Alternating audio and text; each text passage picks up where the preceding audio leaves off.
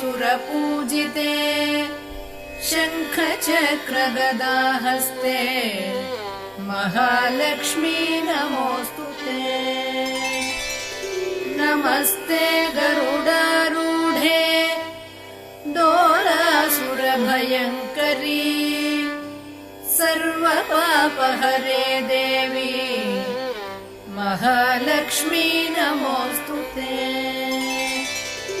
सर्वज्ञे सर्ववरदे सर्वदुष्टभयङ्करी सर्वदुःखहरे देवी महालक्ष्मी नमोऽस्तुते।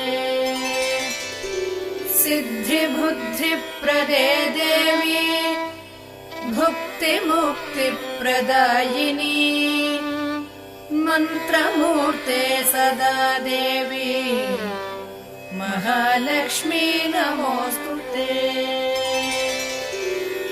आद्यन्तरहिते देवी आदिशक्ति महेश्वरी योगज्ञे योगसम्भूते महालक्ष्मी नमोऽस्तुते।